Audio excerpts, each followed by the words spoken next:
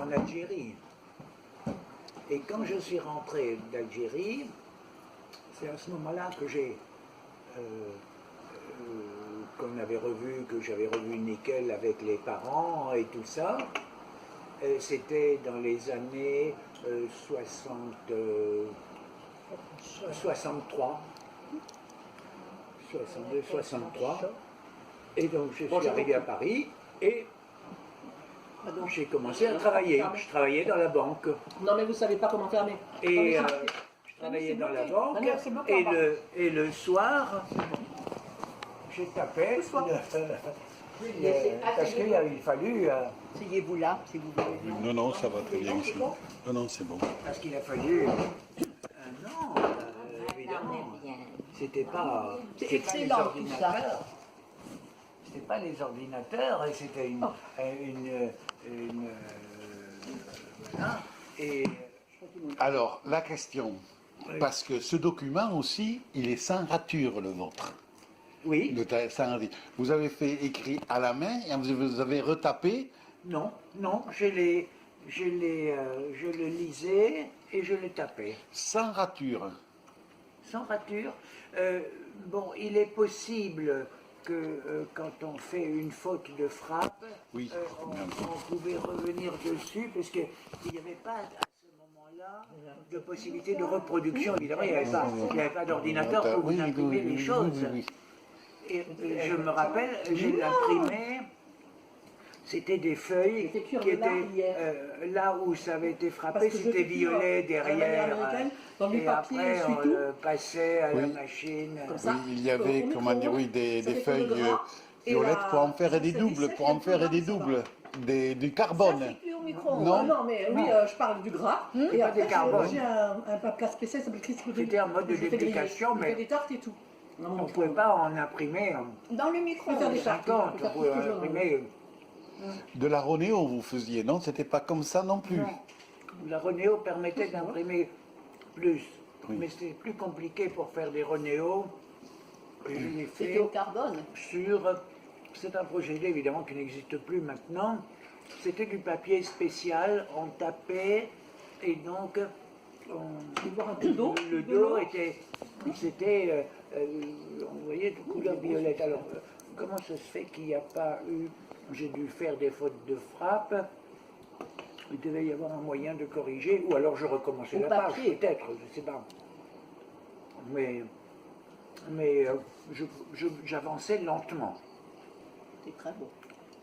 Bien sûr, c'était pas parce qu'il fallait Alors, déchiffrer. ça, c'était pendant un an, pendant que vous travailliez à la banque, le soir, tous les soirs en rentrant. Ouais. Vous étiez célibataire, là. Oui. Voilà. Parce que là, c'est assez. Alors,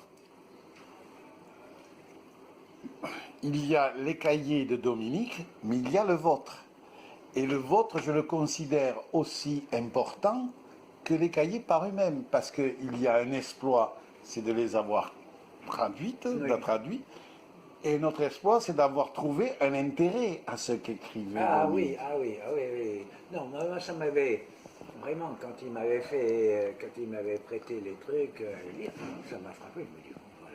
Il y en a un qui avait été mangé par les souris déjà, non? Oui, Hein? à l'époque, alors je ne me rappelle pas s'il avait été corrigé avant ou après. Ça, j'ai.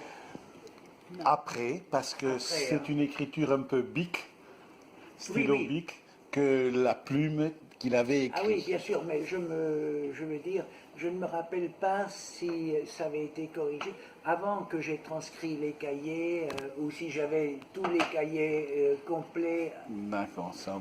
Mais ce n'est que 6 pages. Parce que je ne me rappelle pas du tout de ces corrections et de ce rattrapage. C'est un cahier qui s'appelle 6 bis. Oui. Donc, je ne me rappelle pas. mais qui a été écrit en disons, forcé un petit peu. Ça a été. Il n'est pas. Je ne me rappelle pas que le problème avait été évoqué, je ne me rappelle pas qu'il existait, alors, je ne m'en étais pas aperçu. Peut-être qu'il est encore à traduire. Il ne fait pas partie de la traduction. Ah ben, parce qu'il y avait continuité, si tu veux, ça quand même. C'était.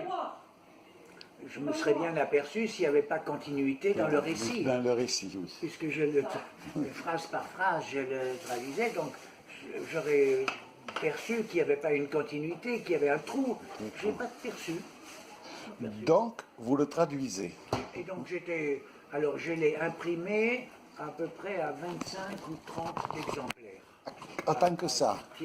Voilà. Il fallait assembler tout ça. Je le faisais la nuit aussi. Dans la boîte où je travaillais, je pouvais utiliser la machine pour le... Dans la banque. Oui, voilà. Et comme ça s'est fait peu à peu.